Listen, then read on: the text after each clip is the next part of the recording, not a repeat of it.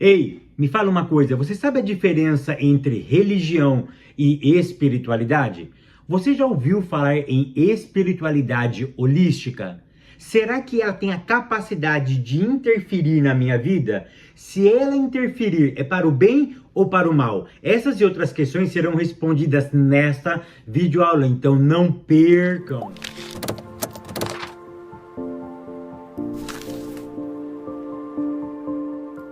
A paz, queridos, que bom estarmos aqui novamente no nosso programa semanal da Escola Bíblica Dominical para darmos sequência na nossa série de estudos bíblicos baseado no tema Os Ataques de Satanás contra a Igreja de Cristo. Para quem não me conhece, eu sou o pastor Fábio Segantin. Se você é novo aqui no nosso canal, não perca essa oportunidade, porque aqui do lado tem o botãozinho vermelho, clica aqui e se inscreva, porque toda semana tem vídeo novo aqui. Se você for um inscrito, o YouTube vai lhe avisar quando eu postar um vídeo novo aqui no nosso canal. Não esqueça também de curtir esse vídeo, de deixar o seu comentário e de compartilhar, porque isso é muito importante para nós. Maravilha? Vamos lá, lição de número 12, que tem como título A Sutileza da Espiritualidade Holística.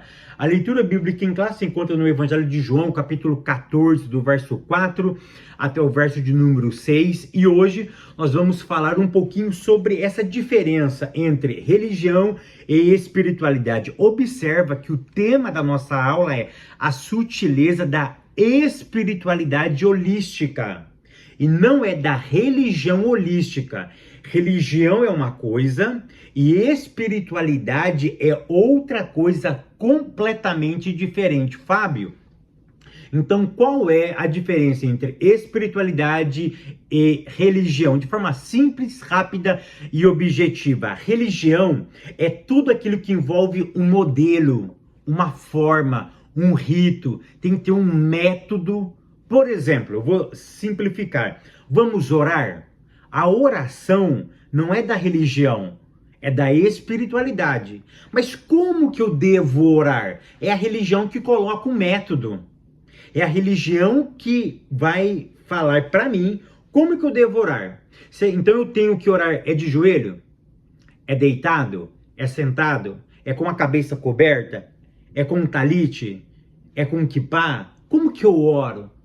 Quais são as palavras que eu tenho que começar? Como que é o método da oração? Será que eu tenho que realmente ficar de joelho? Eu posso colocar uma almofada? Eu posso ajoelhar, ou eu tenho que ajoelhar, por exemplo, no cimento? Ou eu vou colocar 2 tampinhas de garrafa e vou ajoelhar?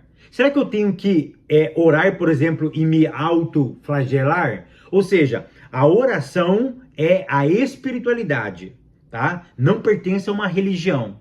Pertence à conexão com o divino. Então, o modo de orar é da religião. Então, o que é religião? É o modo, é a maneira que você pratica as coisas. A espiritualidade não. A espiritualidade é abrangente. A espiritualidade, ela transcende. A espiritualidade vai muito mais além da religião. Você quer observar uma coisa? Olha que interessante. A mulher samaritana perguntou para Jesus: Jesus, aonde eu devo orar? Aqui em Samaria ou em Jerusalém? Aí o que Jesus fala para ela? Porque a religião, ela tem a capacidade também de delimitar as coisas. E essa delimitação não é que ela é ruim. Se ela for feita de forma equivocada, ela pode suprimir a tua espiritualidade. Eu não estou falando mal da religião, porque tem horas, tá? Tem horas que a religião, ela serve para quê? Para não avacalhar as coisas. Então, por isso que eu tenho que tomar muito cuidado com a religião e com a espiritualidade. Ou seja, elas têm que caminhar. Eu sei que é meio complicado isso, mas elas têm que caminhar junto. Se eu for só baseado na religião, eu me torno um religioso. Eu engesso a minha adoração. Por exemplo, como que eu devo adorar? Existe uma forma correta? Tem religião que vai dizer que existe uma forma única de adorar. Não. Jesus disse para a mulher: olha, os verdadeiros adoradores não vão me adorar nem em Jerusalém, nem em Samaria. O que ele estava querendo transpor aqui? Que não existe lugar para adorar. É essa a ideia. Os verdadeiros adoradores não me adorarão em lugares, mas em estado. Qual é o estado? Em espírito e em verdade. Tá? Então você tem que começar a tua aula focando nisso. Então a ideia aqui é espiritualidade holística. Outra coisa, não precisa ser expert no assunto de holístico, tá? Do holismo. O que você precisa ser expert é na Bíblia Sagrada. Se você entender de Bíblia, você combate qualquer ideologia. Maravilha? Tópico primeiro, o fenômeno religioso, tá? Ponto 1, a busca do sagrado. Primeira coisa, anota aí, o homem é incuravelmente religioso. Aprenda isso. A religião está dentro do homem. O homem sempre tem a... Quando eu falo religião, é a busca do sagrado. É por isso que os homens têm essa necessidade. É por isso que quando chegaram no Brasil, os descobridores, por exemplo, que descobriram o Brasil, eles chegaram lá, os índios estavam adorando. Adorando quem? O sol, a lua, as estrelas. Ou seja, o homem sempre quis adorar. Por quê? Está dentro dele. Mas por que existe essa busca incessante? E por que o homem é incuravelmente religioso? Olha o que diz Gênesis capítulo 1, verso 26. E criou Deus, o homem, a sua imagem. A imagem de Deus o criou. Homem e mulher o criou. Presta atenção, verso 26. Façamos o homem a nossa imagem, conforme a nossa semelhança. Gênesis capítulo 2, verso 7 diz assim: E formou o Senhor Deus o homem do pó da terra e soprou nas suas narinas. Ele soprou o quê? O fôlego da vida. Você consegue entender que aquilo que estava em Deus, parte dele passa dentro de mim? Então eu, na minha essência, a humanidade na sua essência, ela tem uma partícula de Deus. Eu ouvi uma explicação muito fantástica, tá? Sobre isso. Olha que interessante, quando Deus nos cria, é como se ele estivesse na frente de um espelho.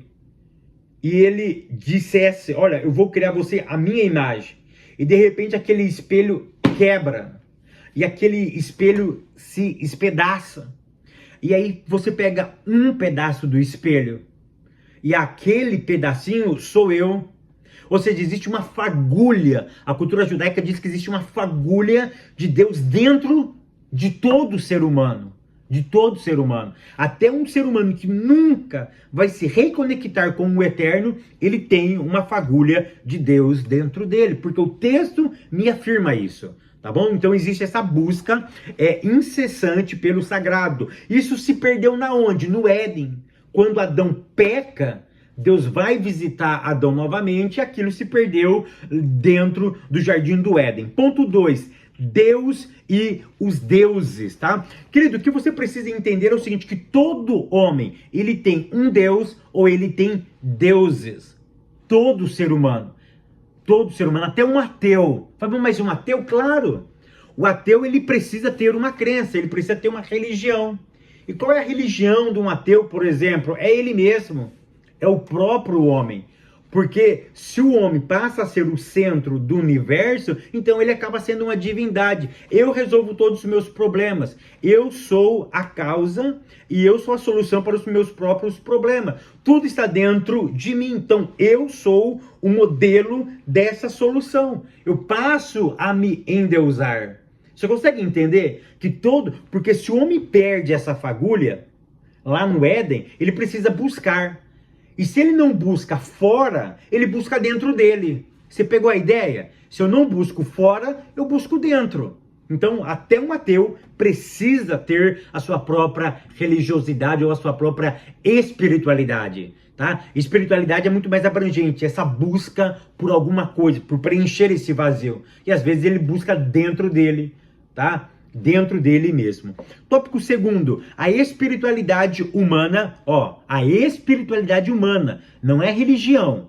A espiritualidade humana e sua necessidade de expressão, ou seja, todo ser humano precisa se expressar. Ponto 1, o antigo paganismo. Querido, presta atenção no que eu vou te dizer. A religião, ela trouxe um modelo de espiritualidade. Então, olha que interessante. Todo modelo religioso é ruim? Não. Qual é o modelo religioso ruim? Aquele que desumana o humano. Eu gravei aulas passadas e eu falei muito sobre isso. Toda religião que desumana o humano, ela é perversa, ela é antibíblica, ela não é divina. Tá? A religião, ela precisa restaurar o ser humano. E toda religião, ela precisa ter Cristo como centro dela. Toda religião que não tem Cristo como o centro, ela não tem a capacidade de reconectar o homem ao divino. Porque quem reconecta o homem ao divino não é, na verdade, a religião.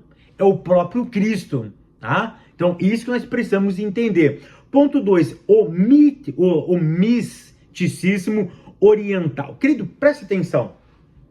O holismo, tá? A aula está falando sobre a espiritualidade holística. O holismo, qual é a ideia do holismo? Eu sei que holo vem do grego todo, tá? Ou seja, a ideia é o seguinte, a espiritualidade holística, nada se separa, tudo está interligado, nada se divide. Presta atenção no que eu vou te dizer, anota essa.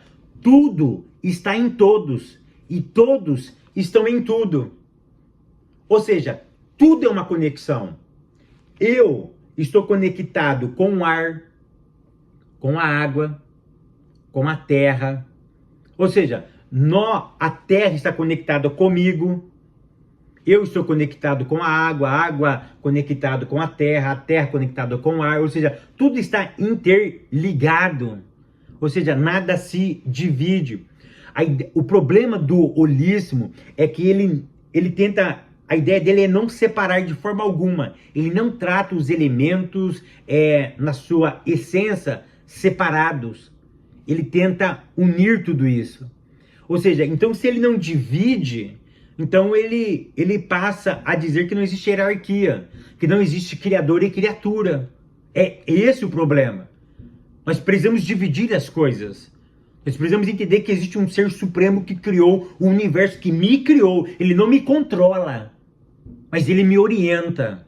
É essa a ideia. Ele não me controla, ele não é um ditador, um tirano. Ele me orienta. Orientador é diferente de ditador. Deus não é tirano. Tá? Ele simplesmente me orienta através das Sagradas Escrituras, tá bom? Tópico 3º, o fundamento da espiritualidade holística. Volto a repetir, espiritualidade holística, não é religião holística. Não tem uma religião holística. Você não vai numa igreja holística. Você não vai num centro de umbanda holístico. Você não vai na igreja pentecostal holística. Você não vai na igreja tradicional holística. Isso não é uma religião. Isso é uma espiritualidade. Tá bom? Ou seja, é muito mais abrangente. Ponto 1. Quais são os fundamentos dela? Primeiro, não há um Deus pessoal. Eles negam a existência de uma pessoa como Deus. Eles negam, tá? Então isso é muito perigoso, tá? O que eles acreditam? Eles creem na interligação das coisas. O universo está interligado. Tudo se interliga. Então, olha só, então eles negam a existência de um Deus, de uma pessoa como Deus, de um Criador. Para eles, então, tudo está conectado. Se ele não é pessoa, o que existe no universo? Uma força que controla o universo. Então, peraí. Então, aqui temos um problema, porque a Bíblia prega um Deus pessoal. Eu preciso acreditar. A palavra dele aqui, ó, Bible, a Bíblia Sagrada, me revela que existe um Deus pessoal, que interfere na minha vida, que me orienta, que me dá dicas por onde eu devo andar e não andar. Ponto 2. Outro fundamento deles, não há uma verdade factual. Se não existe pessoa, criador, então não existe verdade absoluta. Se tudo está conectado, cada um tem a sua própria verdade. Então não existe uma verdade, existe verdades. Então aquilo que está escrito em João, capítulo 14, e o verso de número 6, é uma mentira. Olha o que Jesus disse. E disse-lhe Jesus, eu sou o caminho, a verdade e a vida. Foi isso que Jesus disse. João capítulo 14 e o verso de número 6. Achei. E disse-lhe Jesus: eu sou o caminho, a verdade, a vida. Ele não fala, eu sou caminho. Ele não fala, eu sou vida. Eu sou a vida. Eu sou a verdade. Não existe verdades fora de Cristo. Toda verdade passa por Ele. Ele é o viés, Ele é a baliza da verdade. Você quer saber o que é verdade, o que é mentira? Coloca o conceito na paridade de Cristo. É igualzinho quem faz investimento, tá? O cara compra dólar na paridade euro. Ou seja, você precisa... Claro que ali é uma competição, uma coisa com a outra. Olha que interessante, você tem que pegar a tua verdade e colocar em paridade com Cristo. Ou seja, Cristo que vai validar a tua verdade. Ou o teu conceito, melhor dizendo. O teu conceito tem que estar na paridade de Cristo. Se for paridade, se Cristo validar o teu conceito, é verdade, você deu gain, você ganhou. Mas se Cristo não validar o seu conceito, você perdeu. Você perdeu esse investimento. O teu conceito, joga ele fora. Então, a Bíblia diz que Cristo ele é a própria verdade. Toda verdade passa por ele. É tão interessante que, olha o que Jesus disse um pouquinho antes. João capítulo 14, e o verso 3 diz assim, ó, e quando eu for, verso 5, e disse-lhe Tomé, Senhor, nós não sabemos para onde vais. Como podemos saber o caminho? Essa pergunta, ela é fenomenal. Olha o verso 4. E já sabeis para onde vou, e conheceis o caminho. Aí Tomé disse, Senhor, nós não sabemos para onde vais. Como podemos saber o caminho? Aí Jesus disse, olha, você quer saber a verdade? Você quer saber o caminho? Você quer saber a vida? Olha para mim. Eu sou. Quando você olha para mim, você está vendo a própria verdade. O próprio conceito de verdade se chama Cristo. É essa a ideia que você precisa entender. Tópico 4, a espiritualidade holística e a Bíblia. Olha o que eles negam. Ponto 1, o problema do pecado. Eles têm a capacidade de negar o pecado. Porque se não existe um Deus criador, o mal não existe. Então eles não acreditam na existência do pecado. Então, grave que eu vou te dizer, negar sua existência é selar a sentença de morte. Porque se eu nego o pecado é aquilo que macula a nossa alma. Porque nós estamos passando por esse processo por causa do pecado. O mundo está do jeito que ele está por causa de uma palavra, pecado. Foi o pecado que nos trouxe dessa forma, porque nós vivemos assim, por causa do pecado, porque a política está nesse caos, por causa do pecado. Porque o mundo está dessa forma, por causa do pecado. Foi o pecado que nos manchou. Ele é um acidente de percurso? Ele não faz parte da minha essência. Vai chegar uma hora que ele vai ser retirado. Mas o mundo está assim por causa do pecado. Então, se eu nego a existência do pecado, eu estou assinalando, eu estou selando a sentença da minha morte. Porque Paulo disse lá aos Gálatas que todos pecaram e destituídos estão da glória de Deus. Se estamos destituídos da glória de Deus, qual é a nossa sentença? Paulo diz que o salário do pecado é a morte. Então, se eu nego a existência do pecado, não existe nenhuma possibilidade da minha recuperação. A minha recuperação, ela só é possível se eu cair em si, parábola do filho pródigo, e caindo em si, vou voltar para a casa do meu pai. Quando eu reconheço o pecado, aí existe uma possibilidade de mudar o meu status de morte para a vida. É isso que Paulo disse lá aos Efésios. Ele me faz assentar em lugares celestiais. Ponto 2. Um salvador pessoal. E se nega a pessoa, se diz que é uma força e se nega o pecado, não tem ninguém que salva eles. Quem é que pode salvar? Tá? Os adeptos da espiritualidade holística. É ele próprio. Eles perdem a referência do Salvador. O ser humano, ele é incapaz de curar ele mesmo. Historicamente, Sociologicamente, isso é comprovado. Mas o homem sempre tem essa fagulha, ou seja, essa ânsia dentro dele de buscar algo. E se ele não encontra lá fora, ele tenta achar que ele é a solução dos próprios problemas. Que o Eterno continue te abençoando, te guardando, te prosperando. Eu te espero no próximo vídeo, querendo Deus.